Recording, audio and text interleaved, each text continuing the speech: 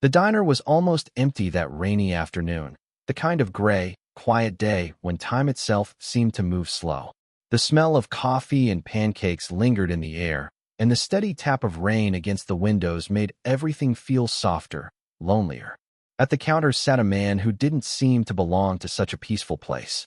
He was big, bearded, with tattoos crawling up both arms and a leather vest that read Hell's Angels, Redwood Chapter. His name was Blade, the kind of man most people avoided, though not because he was cruel, but because he looked like trouble. He'd been riding for days, miles from home, chasing peace he hadn't found yet. His bike was nearly out of gas, and this was his first meal in 2 days. Just a burger, black coffee, and the faint hope of a break from the road. When the waitress handed him the bill, he nodded, sliding his card across the counter. She ran it once. Nothing.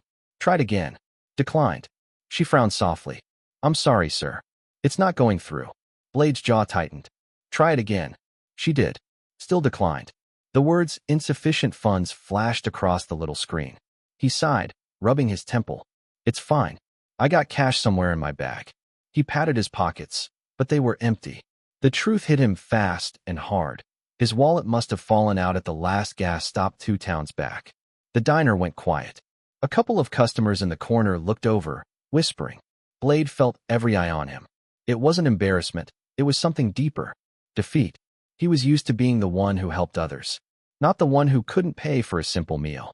"I'll get it sorted," he muttered, standing. "Let me grab my bag from outside." But before he could move, a small voice came from the next booth. "I can pay." He froze. Slowly, he turned.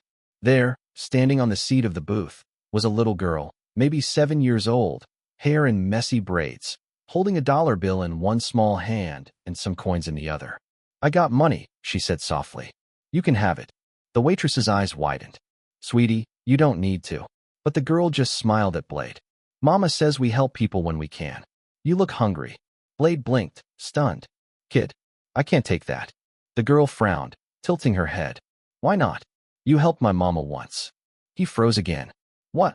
The girl nodded eagerly. "Last year, you stopped those men from yelling at her outside the grocery store. You gave me your jacket 'cause I was cold." The memory hit him like a punch. A freezing night, a crying woman, a scared little girl. He had stopped that fight. He'd given his jacket away and never thought he'd see them again. The girl placed her dollar and coins on the counter carefully. "So now I can help you back." For a moment, Blade couldn't speak. The whole diner was silent. Then, with a rough voice that cracked despite him trying not to show it, he said, "You keep that money, sweetheart. You already did more than you know." He crouched down, looking her in the eyes. "You remind your mama she raised an angel, all right?" The girl giggled softly. "But you're the angel, mister. You got wings on your back." She pointed at his Hell's Angels patch. The room filled with soft laughter. Even the waitress smiled, wiping her eyes. Blade's chest tightened as he pulled out the silver ring from his finger, the one he never took off, and placed it gently in the girl's small hand. "Then you hold on to this," he said. "It's a lucky ring. When you wear it, nothing bad can touch you." "Deal." The girl's face lit up. "Deal." The rain had stopped by the time Blade stepped out of the diner, but something inside him hadn't. The little girl's words kept replaying in his mind. "You helped my mama once." He stood beside his bike, staring at the reflection of the gray sky on the chrome tank. His card might have been declined, but his pride, the kind that used to make him angry or cold, didn't sting this time. Instead, there was something else. Something he hadn't felt in years. Hope. He reached into his pocket, pulling out the worn photo he always kept, his daughter, years ago, before everything went wrong. Before the road became his only home. The little girl's smile back there had looked just like hers. He stayed the night in an old motel, but he couldn't shake the feeling that fate had just given him a second chance to do something right. So, the next morning, he rode back into town, not for himself, but for her. The diner was busier now. Through the window, he spotted the girl and her mother sitting at the same booth. The woman was tired but graceful, her waitress uniform hinting she'd just come from another job. The girl, Emma, he remembered the waitress calling her, was coloring on a napkin with crayons. Blade walked in quietly, his boots echoing against the tile. The mother looked up, startled at first, then recognition dawned in her eyes. "You're the man from yesterday," she said softly. He nodded. And from before that, outside the grocery store. She smiled faintly. I never forgot. You probably don't know what you did that night, but you scared those men off before things got bad. Emma still talks about you. He looked down at the little girl. Yeah, she made sure I didn't forget either. Emma giggled, holding up the silver ring he'd given her. See? I wore it all night. You were right. It's lucky. Mama got a call this morning. She got the job she wanted. Her mother smiled, tears shining in her eyes. It's true. First steady job in months. Blade's throat tightened. That's so. He swallowed hard, then said quietly, Guess luck finds people who deserve it. He reached into his jacket and pulled out a small white envelope, laying it gently on the table. For you too, he said. The woman frowned. What is this? Something I owed, he said simply. She opened it.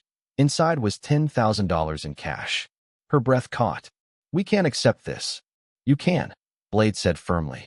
That ring she's wearing. That's all I had to give when I didn't have anything else. You and your little girl reminded me what it feels like to have something worth giving again. The woman covered her mouth, tears spilling over. Sir, I can't. You can, he interrupted softly. Because someday, someone else will need a little kindness too. You'll know what to do. The girl jumped up suddenly, wrapping her tiny arms around his neck. You're my favorite angel, she said. He froze, then slowly hugged her back, his eyes glistening. Nah, kid, he whispered. You're mine. When he pulled away, the other diners who'd been watching were silent. Some wiped their eyes. The cook behind the counter even stepped out and shook Blade's hand. You ever need a meal, he said quietly. It's on the house. Blade smiled. Appreciate it. He turned back to Emma and her mom. Take care of each other, all right? The mother nodded. We will. As Blade walked out into the sunlight, his boots splashing through puddles, Emma ran to the window and pressed her little hand to the glass, waving until he disappeared down the street. Hours later, the rumble of engines filled the small town. 20 Hells Angels rolled through, chrome flashing in the sun. They stopped outside the diner, every man carrying a gift, groceries, toys, even a small pink bicycle with a white bow. Emma squealed with delight as the bikers parked, filling the lot with laughter and noise. Blade climbed off his Harley, smirking. Told you we take care of family, he said. The mother covered her mouth, overwhelmed. You didn't have to. He shook his head. We don't do have to. We do right to. As the crew loaded her porch with gifts, the little girl ran up and handed Blade a cookie she'd baked herself. For the road, she said proudly. He grinned. Best payment I ever got. That night, as the sun dipped low, Blade rode off again. But this time, not chasing peace.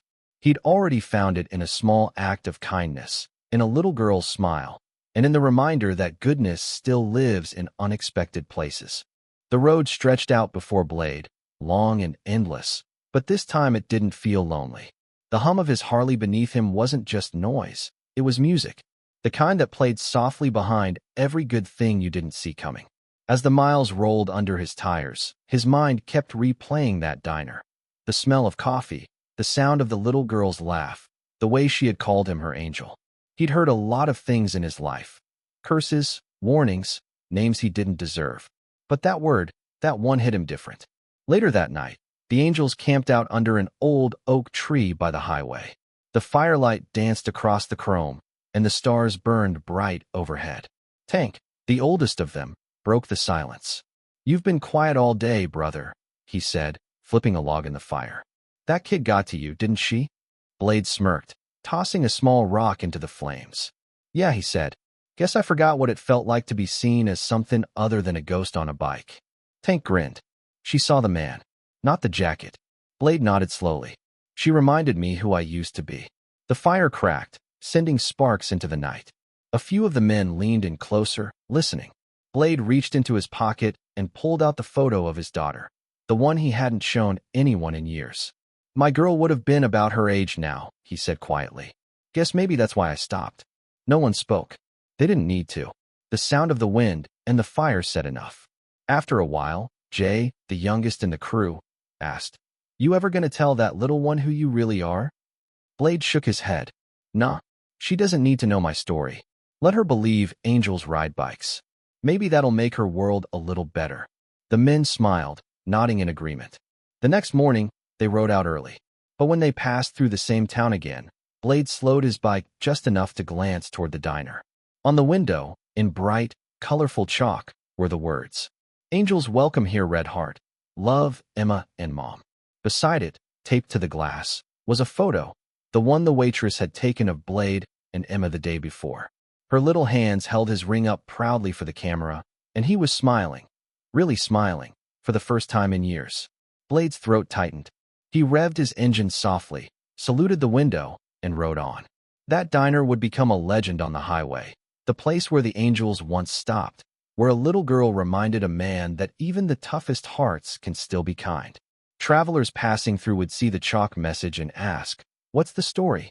And every time, the locals would smile and say, "It started with a declined card and a little girl who gave what she had." Months passed, and life rolled on like the road beneath Blade's tires. The rain turned to spring, and spring to summer. But that diner, that tiny, worn-out place with its cracked neon sign, stayed fixed in his memory like a tattoo on his soul. Every few weeks, he'd find himself taking the long way just to pass through the same little town. And each time, there it was, "Angels welcome here, Red Heart," still written on the window, refreshed in bright chalk colors by little Emma herself. One morning, he pulled in quietly before sunrise. The streets were empty, the air cool and calm. Inside, the lights were already on, the smell of baking bread drifting out through the door. When he stepped inside, Emma's mother looked up and froze, her hand flying to her mouth. "Blade," she whispered. He nodded. "Hope I didn't scare you." She smiled, shaking her head. "Not a chance. I told Emma you'd come back." The sound of hurried footsteps came from the back, and Emma ran out wearing an oversized apron, her hair tied in a messy braid. "You came back," she squealed.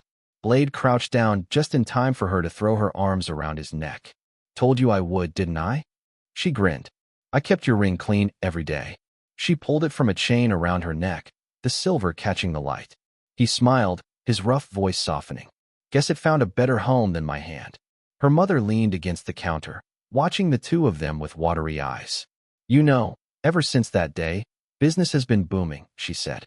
"People come from towns over just to hear the story, and I was able to pay off the rest of our rent." Blade chuckled. "Guess the angels left more than tire marks." Emma beamed. "Mama says we're going to open another diner someday, one just for travelers. We're going to call it the Lucky Wing." He laughed quietly. "That's a good name. Has a nice ring to it." Then, reaching into his jacket, he pulled out a small box. "Got something for you," he said. Emma gasped when she opened it.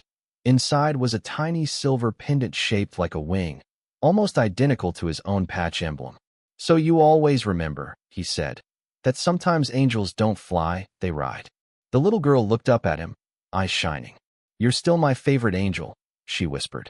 He smiled, and for a moment, the tough biker with the scars and the road-worn hands looked like a man at peace. "And you," he said softly, "are the reason I still believe in Em."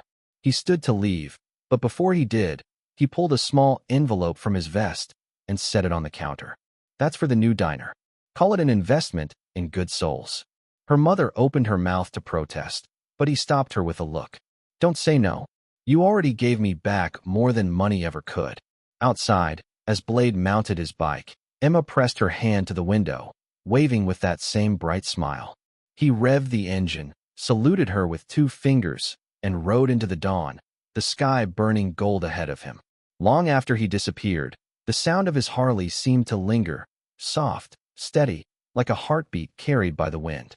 And inside the diner, taped to the wall beside that old photo of Blade and Emma, hung a new sign written in a child's handwriting. "Kindness never runs out of gas." If this story touched your heart, share it. Because sometimes, one act of grace can rewrite someone's whole story and remind the world that even the toughest riders still have room for angels on their road.